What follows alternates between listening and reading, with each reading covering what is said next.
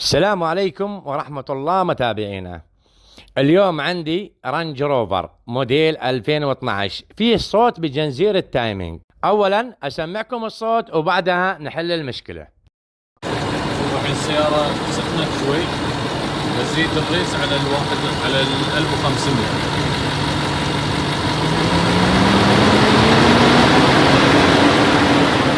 طبعا الصوت يظهر أقوى من الصوت اللي سمعتوه، ولكن بعد ما يمشي عليها مسافة طويلة يظهر صوت طقطقة أو جرشة. والآن أنا فكيت صدر المحرك، وصدر المحرك فكته سهلة جدا، لا يغرك رنج ومعقد، ترى كلام فاضي. والدليل هذا هو أمامكم، الصدر والسحابات والجنزير ينفكن خلال 40 دقيقة. وهي منفك التنشنر علشان تطلع السحابة معنا، هذه تسمى تشين.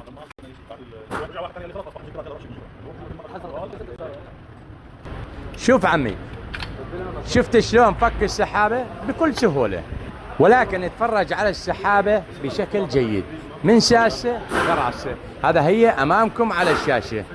فيها مشكلة؟ اتفرج عمي، فيها مشكلة؟ أظن ما فيها أي شيء، ولكن الآن راح أوريك الجديدة وراح أوريك القديمة، وبتدقق عليهم بشكل جيد بشكل جيد. اتفرجت عمي؟ اتفرجت؟ شفت وين الفرق؟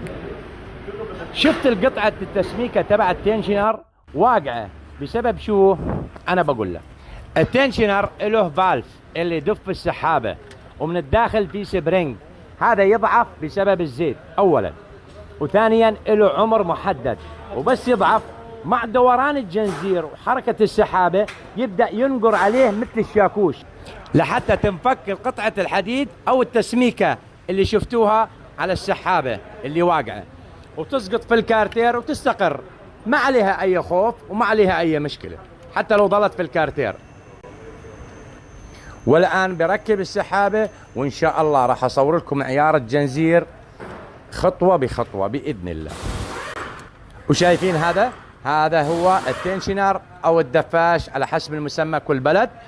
هذا متابعينا له عمر محدد، أو أحيانا إذا الزيت سيء ونوعية $10 دراهم، لأنه هذا المحرك مخصص له زيت 5W20، وممكن الناس بتروح بتحط لك 20W50، وهذا سيء للمحرك هذا بالذات.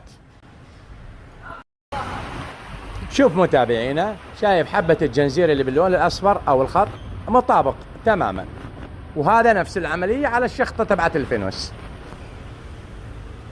وهذا شوفوا البلاستيكة، هاي البلاستيكة والخط الأصفر، الخط اللي على البلاستيكة تبعت السحابة، والحبة الجنزير اللي باللون الأصفر.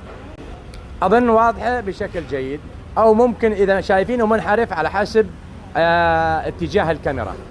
وهون مطابق تماما نفس الشيء، شايفين الشخطة اللي على السحابة مقابل الحبة الجنزير اللي باللون الأصفر، هون كمانت نفس العملية.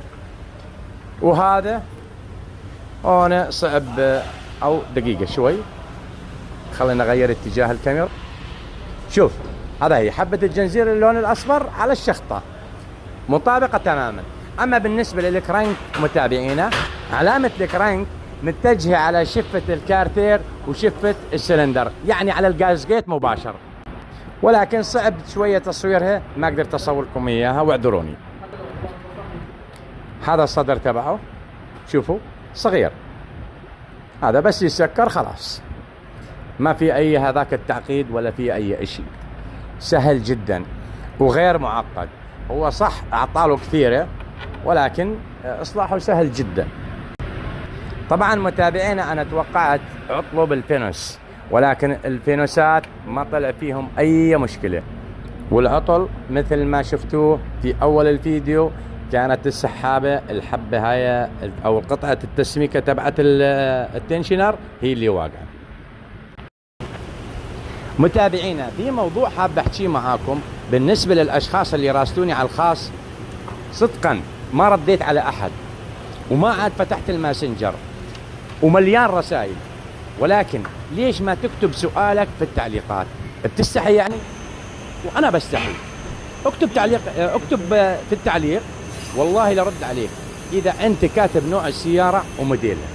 اكتب اي شيء بتسالني اياه والله لرد.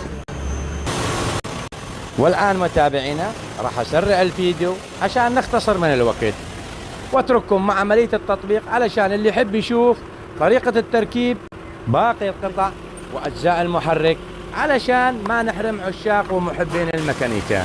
وتحياتي لكم متابعينا، معاكم ابو عبد الله، واحيي كل شخص وكل متابع باسمه.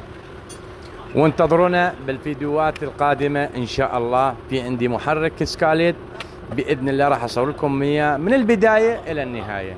وتحياتي لكم متابعينا.